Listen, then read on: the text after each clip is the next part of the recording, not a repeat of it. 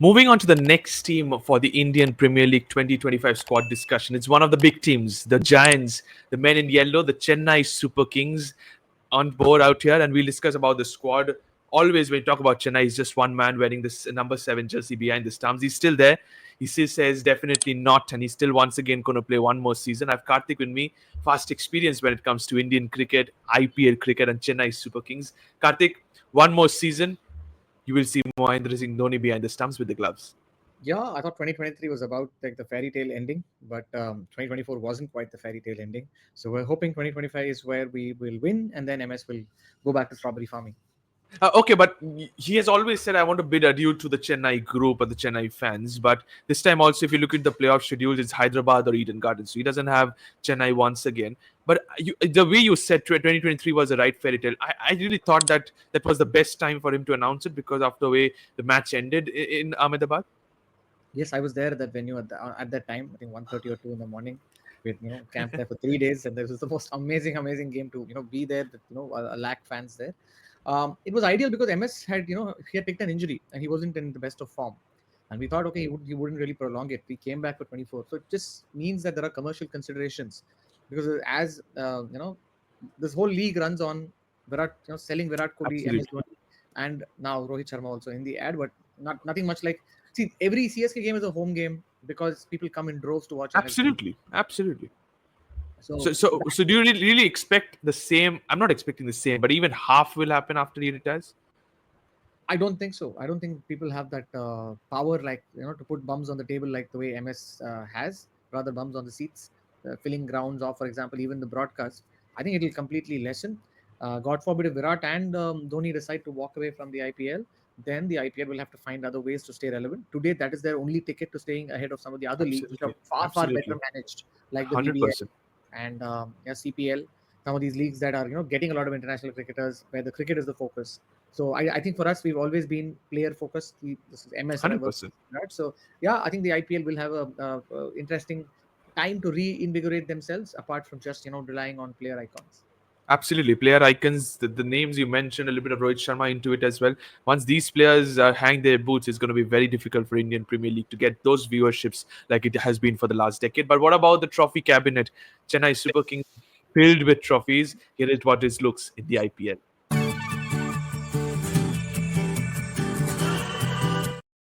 Okay, one thing was missing. 2025 is missing there.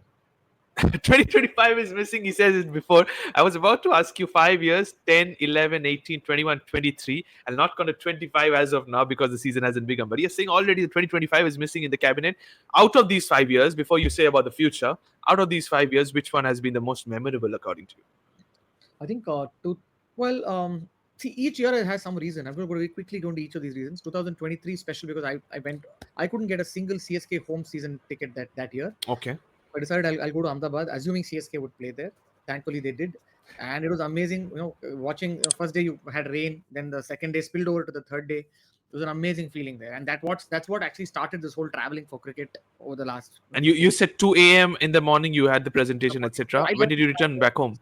Yeah, I remember a group basically said bye to Dhoni in the team bus after he went. Only then all of us went back home at 5:30 to our room in Ahmedabad. We walked 5 kilometers 5:30. at 5 in the morning, and yeah, that was very special given the rain, given all of that. 2018 was also very. 2021 was emotionless. 2018 was very special because of CSK coming back from the ban, and we didn't really have the team. Then we had to shift base to Pune because a bunch of lunatics in Tamil Nadu decided to have these protests and stuff like that. Mhm. They've pulled, I mean, like some random reasons to find the cricket basically takes the back seat. So 18 was very special as a fan because we were coming back and we were winning. 2010 for me again, 11 and 21 were emotionless. Like CSK was Okay. the better sides and it would easily win. I've been to the 2011 final also. 2010 was in a way special because 8 and 9 CSK did its best, came to the final in 8, came to the semi final in 9, and in 10 when we were not looking very good, the first 7 games we only won 2 games, and I Mhm. still remember we lost this tied game to Punjab. I just felt shit. This team is a shit team, and then we came back. And I think that was special. And I remember listening to commentary on a volcanic crater in Hawaii. I had gone on a Okay. mountain in a place called Maui, and that's where I was following the CSK MI game. And the moment Sachin Tendulkar was out, as a CSK fan, we always reserve our respect for someone like Sachin or Kohli. You never wish against them. You want to see them play in their own majestic fervor. But when Sachin was out, we knew the game was ours. Not that Sachin could have won the game. He was, Okay. not really that accomplished a T20 player, but he had occupied so many balls that Kieran Pollard came very late to do any kind of effect to them. But yes, I think 10, 18, 23. 10, 18, 23. You said. I'll go back to 2024 as well. Probably that could have been your year until unless Bengaluru got so many people in the streets. But I did ask this for the Bengaluru people as well, and they said they are very hopeful that the ball went out of the stadium and they could have a new ball. What was your hopeful? If the ball could have hit the roof and came back in with that wet ball, was the yes, there's career on the line? Yeah, such small margins, right? Like, once six is going outside the stadium. That was a thread that I think a lot of us CSK fans revisited. But also kudos to Bangalore, man. They came back from nowhere, and I think that's something to be appreciated. As much as we hate to see a team like Bangalore, I know there's a general hate because you don't even regard RCB as a team. I think that's more for their 2017, 18, 19 kind of performance. They've actually done well in the last 5 years. They've qualified for 4 finals. In fact, the kind of hate we used to have for RCB is now for Mumbai Indians out of pity. Because when a Mumbai Indian fan comes and talks about, hey, our glory years, I tell them, boss, RCB is qualified three times more than you guys have in the last 4 years. Correct. So RCB has done well, and I think for the way they came back, it was great. Unfortunately, it had to happen against CSK. Absolutely. It did happen against CSK. But you said about Mumbai Indians RCB. Just want to ask you really quick, which is the biggest rivalry at this stage? I think the rivalry is always CSK RCB. CSK MI is still okay. I've been to CSK MI games, but because of this history around the Kaveri River and make believe anger that exists between Karnataka and Tamil Nadu, I think some of my friends were heckled last year, Okay. fans in Bangalore, but that's part of the fun where you're going there heckled and then that's how football rivalries are built. And I think CSK Absolutely. RCB is it has to be played in Bangalore. In Chennai, Yeah. people really Correct. don't care about the rivalry. They may come at the Correct. most, they may tease you and then they go off. It's not like people with aggro and all that. Chennai people, you At give them the Chinnaswamy, it's something different ball Chinnaswamy. game. Yeah. Yeah, Chinnaswamy the crowd is one. It's a shit crowd.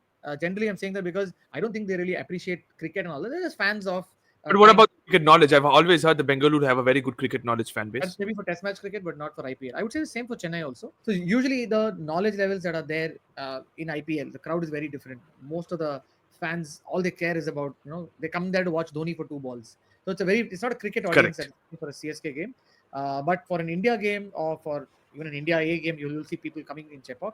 But the CSK crowd is very different, especially the modern day crowd that wants to flaunt that I've Yeah, bought this yeah. ticket 15,000. That's all they're here for. That is true. That is absolutely true. You said about the truth. But let's move on to the leadership group. What about the captain? What about the coach? Let's see who they are.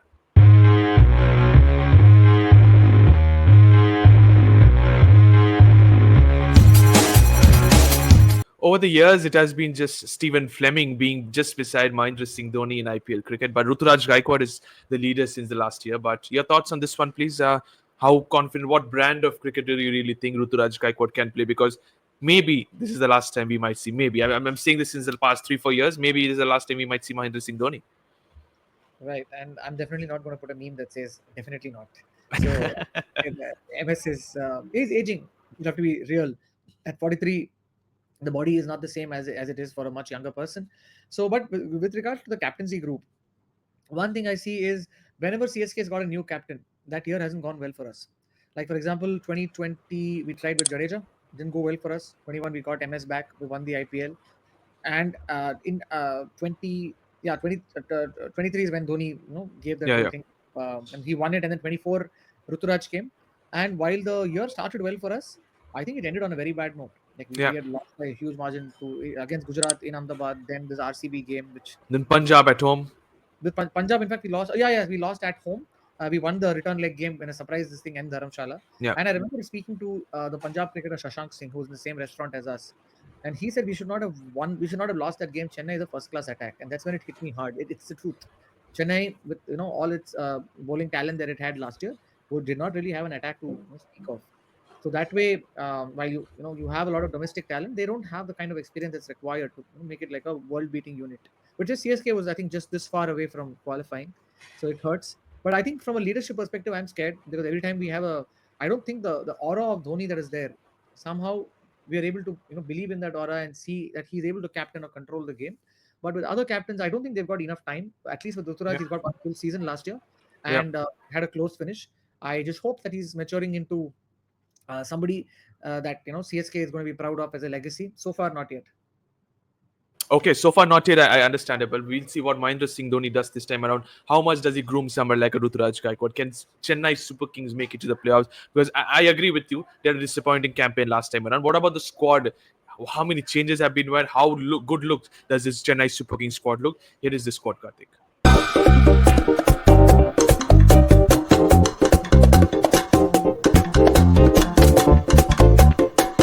So this is what the squad looks like. Mahendra Singh Dhoni as your wicketkeeper. Every single year you have different backups, but this time I see Vansh Bedi as one of your backups. Batter department looks good. You have somebody who has just won the player of the tournament in the Champions Trophy, Rachin Ravindra, red hot form. I like this addition of having somebody like a Sam Curran into the side, but always a risk when you have English players in the Indian Premier League. And I think Harry Brook has given you a demo of that. But the bowling department, the death bowling department, I see a little bit of good flair, but it's the Indian core led by welcoming back Ravichandran Ashwin into the side.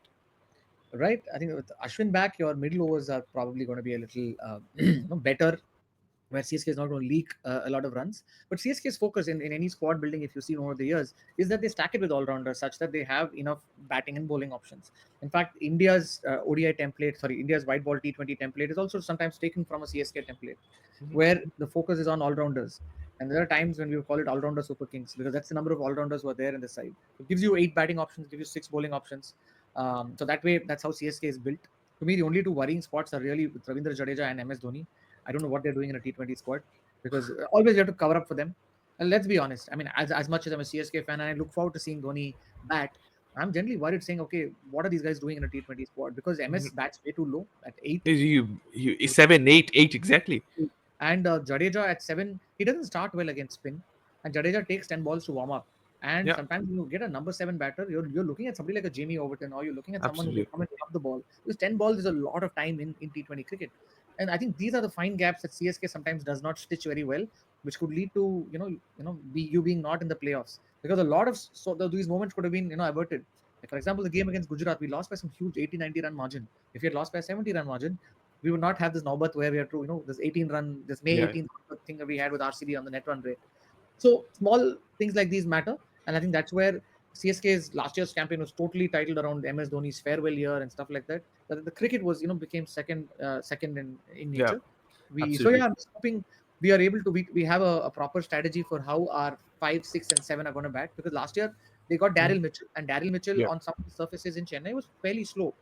And yeah, while he's a very good player of spin, when it comes yeah. to attacking cricket against spin, I think he was slow. And same with even Ajinkya Rahane. Rahane's 2023 prowess when he came back to the Indian side was also built on a lot of very good knocks, all played outside Chennai. In Mhm. Chennai, since I play fantasy regularly, I know Rahane's average in Chennai is very low. The kind of track that it doesn't suit it. So I think CSK have to ask themselves, okay, what kind of because in Kolkata it's very different. Like for example, at Eden Yeah, yeah, Gardens, absolutely. IPL's highest run rate in the last 2 years, like 9.9 is the average run rate. It's like Yeah, a yeah. It's a flat. belter of a surface. Similarly, on the other side is your Savai Mansingh Stadium with 7.7 runs and over. So CSK Yeah. comes closer to it, 8.5. So for that kind of a surface, do we have the right batters? The squad is definitely very good, but I think who you pick in your first 11, that really is a Absolutely, big. that is very very important to see. But I'll ask you a few names. You said about Daryl Mitchell. I would really want to know how much misutilized you have done to somebody like the current New Zealand captain Mitchell Sandhu. Always I said he's a very clever bowler. Now in the squad I can see the likes of Vijay Shankar, Deepak Huda. You have Rahul Tripathi. You have how will you rotate these players in their middle order because they're all keeping aside Rahul Tripathi. The other twos are definitely slow starters. They are, and then that's the worry because as much as someone like Rahul Tripathi is coming to the IPL, I think his whole USP is that he's an intent player. While you have it, and like for example, classic use case of Mitchell Santner batting too low or gets maybe 1 or 2 games this season, and Exactly. doesn't get a game in the season. And today he's gone to Mumbai Indians, so he's the best T20 spin all rounder that is Absolutely. there. Though Rashid Khan is a very very close competition to that. That way, I think CSK has missed a trick in being very having a very rigid strategy, and sometimes due to they're forced to sometimes discover okay we can find out some other batter also, and that's how Ruturaj Gaikwad was discovered. So CSK sometimes depends on destiny to to find somebody in case there's an True. injury. But in this case, Jadeja batting at 7, it scares me. Last year, in fact, they got Jadeja at 4 and 5 also, which even in fact further slowed down the middle overs. I remember for the Punjab game, Jadeja came much earlier and he struggled. So CSK, I don't think they have a T20 template specifically. They go with Okay, saying that, okay, is Rahane timing the ball well in the nets? It's a very Dhoni-led strategy. Oh wow. Everything is, eyeballed, right? Saying that I like the way this guy's informed. It's worked for them for so many years. But as T20 gets with this whole minute, you have all these advantages that are listed out with respect to a particular bowler, a matchup. CSK has gone above that, because I remember asking N Srinivasan this question a few years back at an event, and he told me that he doesn't interfere much.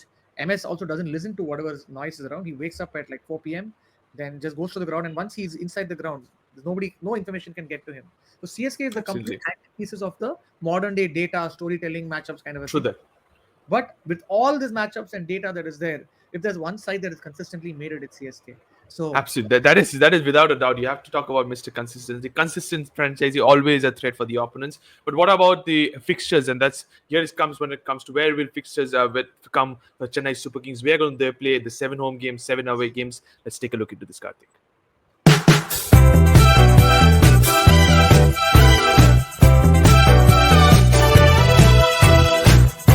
So I can see out here that the first 2 home games for the Chennai Super Kings are 2 blockbuster ones. El Clasico, and then I can say a little bit of arch rivals in that. Mumbai, Bangalore, first 2 home games, and then you start playing your away games, and then end up having some of the good games. 2 afternoon games, one home at Delhi, one away at Ahmedabad. Can you confidently tell me which other games can you confidently pick 2 points?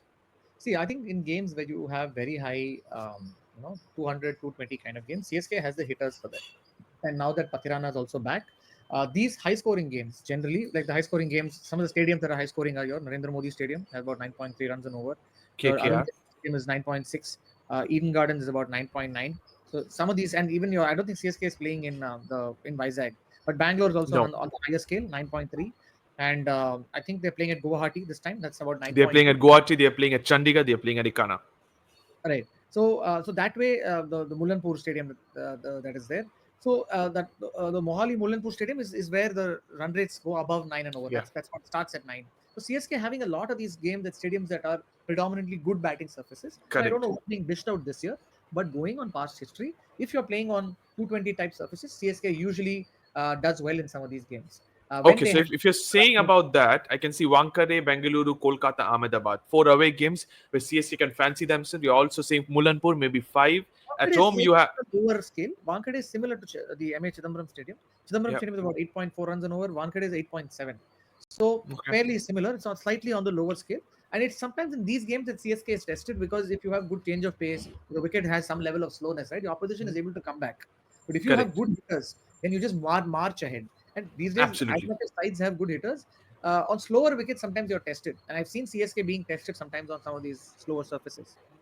Okay, but not much discussed about these two teams. One is how I think it's a walk in the park when it comes to at Chennai versus RCB. Generally, they don't have a good record at Chennai. And similarly, how much do you fear a team like Sunrisers Hyderabad at Chennai?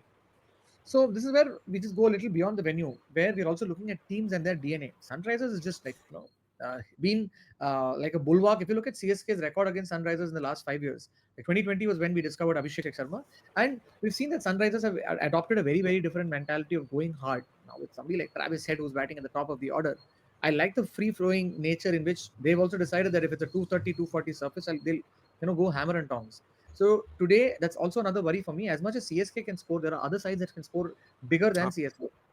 And to me, first in that list, scary list is Sunrisers because of the way they But do bat. you really they can score runs? But do you think they have the bowling to defend as well? Well, there again, it's a question of small margins. Even CSK didn't have a great bowling unit last time. So as much as Sunrisers scores 280, they also concede about 260, Yeah. 270 because they don't have a very good bowling attack. That's the only advantage that somebody like CSK would have. So it would mean that someone like Travis Head or someone like Abhishek Sharma would need to, instead of going hell for leather in the first five, they need to go hell for leather in the first 6 overs. So 2, 3 extra shots is what they need to compensate for the lack of bowling options in terms of the boundary hitting and stuff. But it's definitely a scary proposition because these sides don't give you any opportunities to come back. RCB at least Correct. I understand that because of the pressure of expectations and stuff like that, they might win the odd game. But yes, this they definitely seem like a walk in the park when you just look at RCB as a name. But that's also not been the case over the last so many years where RCB has sprung back. Like 2020, I remember with ABD they came back. In the Yeah. middle, they didn't really win much against CSK, but but they were close games. The 2023 game in Chennai was like a very close game, which RCB basically bungled up. Maxwell and Falk were doing very well. So similarly, at 2024, nobody expected that rained out Yeah. game. again, RCB has been trying to win on very close margins. I don't think they Yep. really dominated CSK anywhere. Absolutely. That's the reason why I said at Chennai it could be advantage Chennai against RCB because I'm not sure RCB's record at Chennai is not that good enough. But what about the SWOT analysis of the Chennai Super Kings? Karthik, let's take a look into that.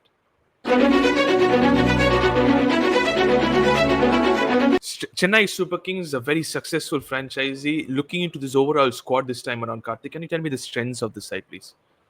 Strengths, I think I like the fact that we are having international replacements who are very attacking bowlers. Because in T20, as you know, the world becomes flat and pitches are 9 runs and over.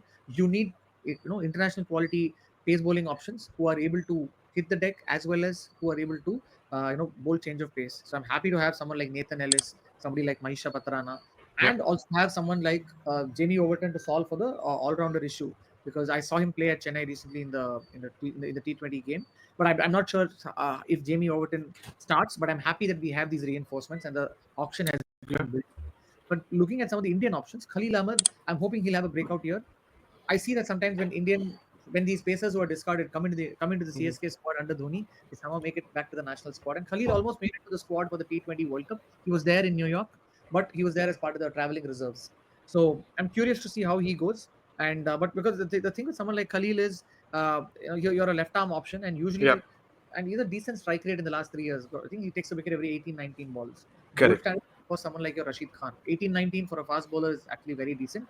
Maybe he's played in on 7 games. He played, I think he last played for Delhi Capitals. Am I correct? Last year he had 17 wickets in the season with an economy of 9.5 in that kind Huh. of a wicket in Delhi. Right. So the economy of 9.5 that is there is largely coming probably because of 7 games at Kotla. Correct. That would probably change if you're bowling at Chennai, where your average run rate bowling and the run rate is about 8.7. So I think that way I'm happy that we have decent Indian bowling options. But CSK right now, if you look at the domestic bowling options, you have Khalil Ahmed, Mhm. who's largely been tested in this format. He's also played for India, but you Correct. have a new guy in Anshul Kamboj who's not Correct. had too much of T20 cricket. But in the limited T20 cricket that he's played in the last 3 years, domestic T20s, he has a gold standard strike rate. As much as his name has come for your Dulip Trophy and Ranji Trophy Yeah. exploits, red ball, he has a strike rate of about 15.8, which is almost Rashid Khan level when it comes to gold Yeah. standard. So I'm happy that we have domestic reinforcements. Because last year, I realized that some of our domestic bowlers that we had weren't Mhm. international standard. They were slowly getting to that standard. True, true. You're Because talking about last year, till last year, I think you get went all guns blazing for somebody like a Deepak Chahar. I think he was Chennai's favorite. Shardul Thakur was retained back as well, brought back. But this time around, you also have the likes of Mukesh Chaudhary. I'm not sure how you will utilize him because I think Tahil Ahmed till a stretch is one step ahead of Mukesh. You have somebody like Gurjapneet Singh. I can hear his name very recently. He can be a player to watch out for. But that's where I think a strength always has a weakness in this side. And I think the dead bowling of Indian core is where I think Karthi there's a weakness in this side. See, for death bowling, I don't think they will have the Indian core bowling. The way they generally would keep is they keep. I think definitely from a bowling standpoint, you would have Mahisha Patirana playing. The question is, how are you going to keep the Yeah. 4 people in your squad?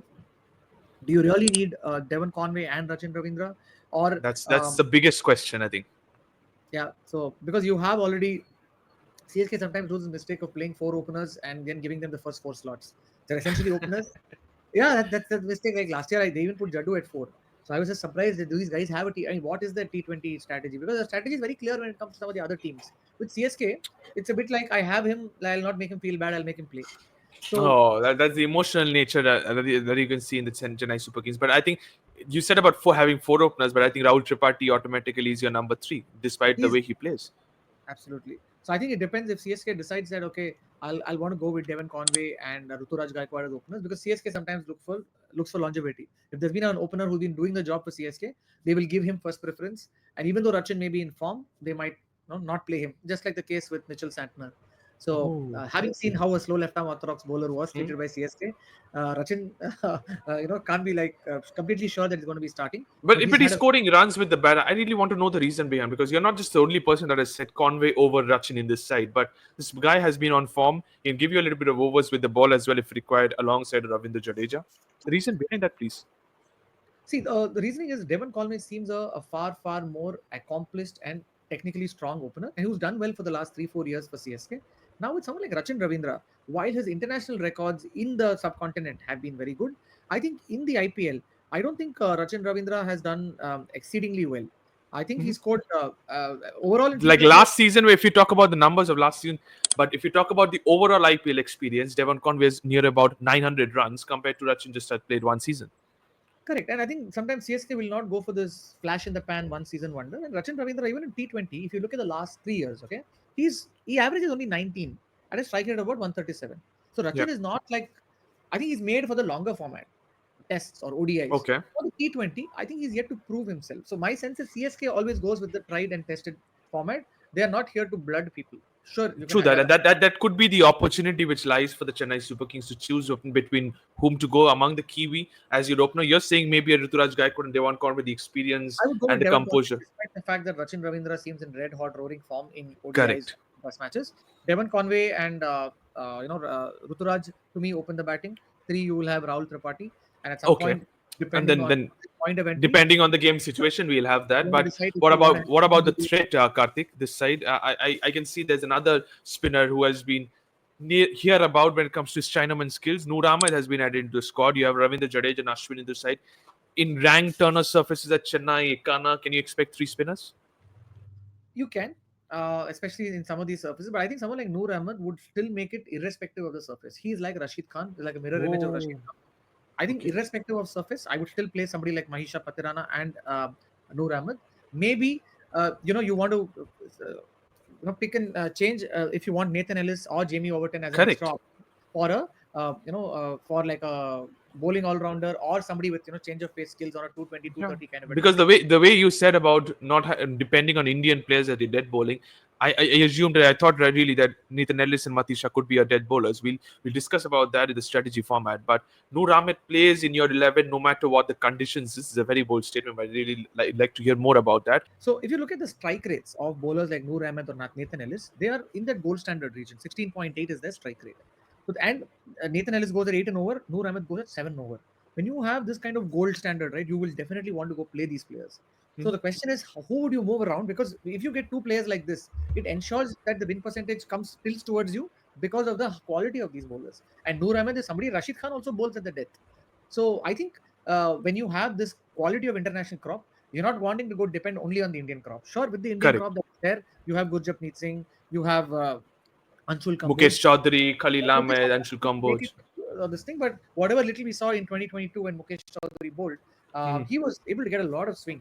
Yeah, Out. he was that in the power play. Dhoni used to bowl him 3 overs inside the power play. That could possibly be there. But Khalil Ahmed was another bowler, which Rishabh Pant was using him inside the power play, bowling 3 overs. We will see if there is any swing on offer. But what about the strategies of the Chennai Super Kings, Karthik?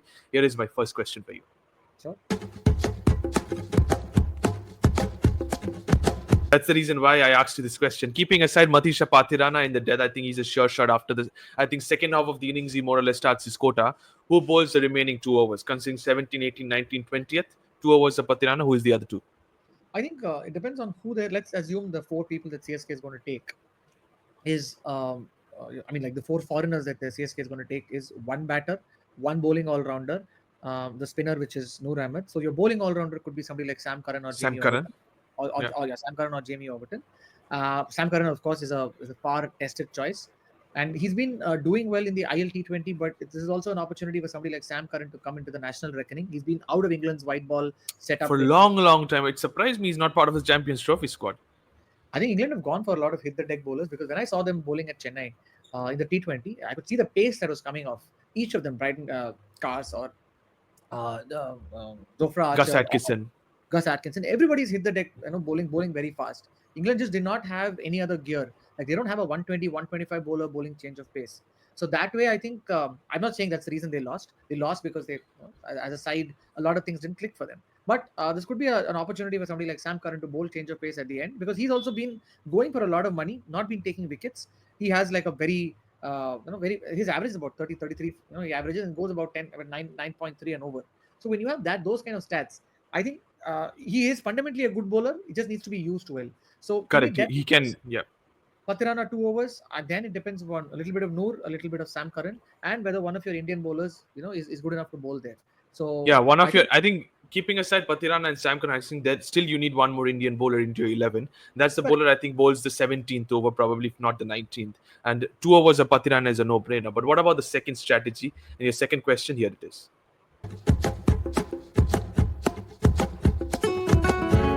You were really happy when I said about Ashwin Jadeja back into the side and playing together cricket. How would you use their 8 overs, which is very, very important? See, the thing with someone like Ravichandran Ashwin is Ashwin doesn't is not somebody who straight away picks up wickets. Okay, Yeah, and his job is really to make sure that every ball, every ball is an event, and he's able to either reduce runs depending on the field. And it's a very underrated aspect where if somebody's going for 6.5, 7 runs and over, he is like an IPL legend. And that's where I think if it's a helpful wicket, someone like Ravindra Jadeja is more than helpful. Is more than a handful. But Ashwin is a little more intelligent bowler when it comes to, let's say, bowling under a lot more duress, because Jadeja with due last year was taken. I remember the way Punjab finished the game. So whenever CSK has had due, even Marcus Stoinis came, scored a mm, century here last year. So it's not that his bowling has been very helpful when in the middle overs. Uh, whenever due comes. So I think CSK is going to ask itself: do they have all format bowlers who can bowl across faces? Do they have bowlers who can bowl in any kind of condition? Ashwin to me is a far better option in these kind of conditions. And I okay, don't know if CSK is going to be having different tracks prepared as much as they have the flexibility to do that, to have tracks. But in recent times, we've seen that their tracks are all 170 to 175, 180. correct. It's And Dew still on. plays a massive role. It's a massive role. So you were looking at. That's why I said someone like Noor Ahmed is a for all conditions. He's able to give you 7 runs and over, and a high scoring stadium like the Namo Stadium where he used to bowl, and he didn't get a lot of games there. But I'm saying someone like him could be very useful because the Namo Stadium is a small stadium. I think the stadium is small, the ground is small, the stadium is huge.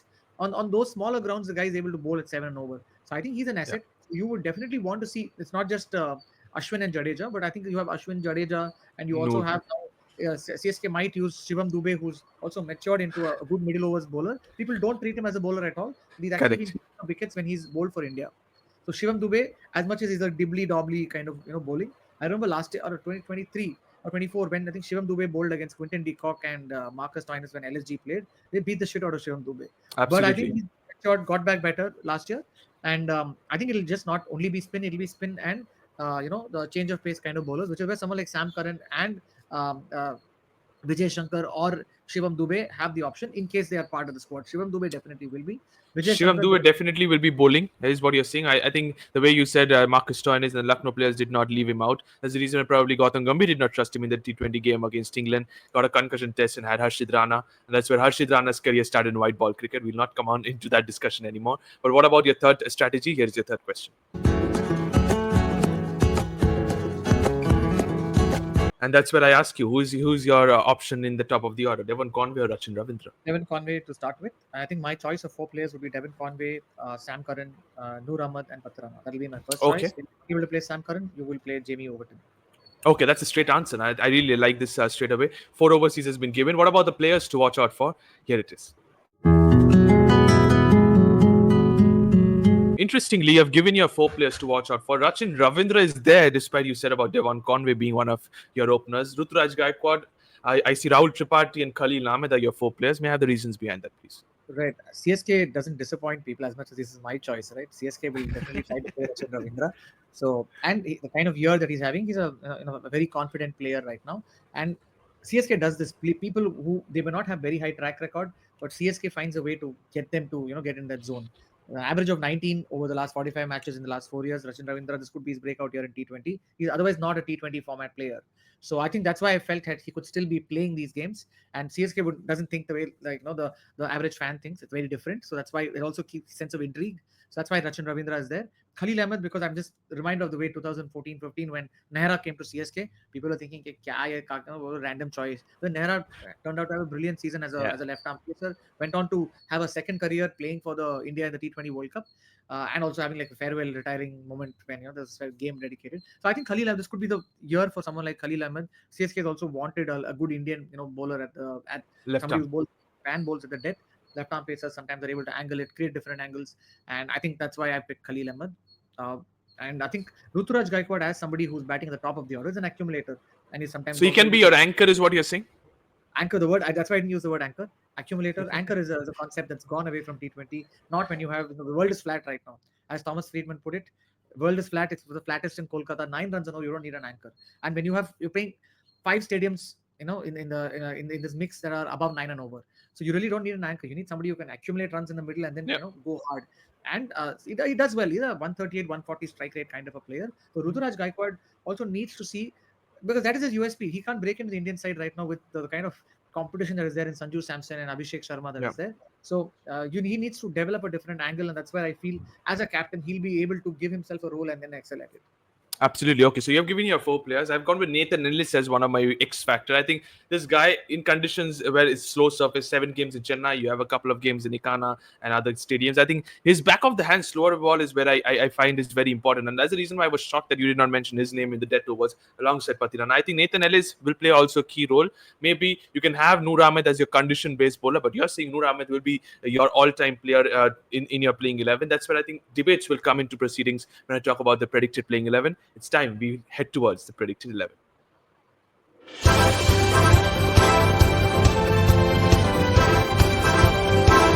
Expecting at least couple of changes from your end. I have Rachin Ravindra, I have Nathan Ellis. How many changes in your end?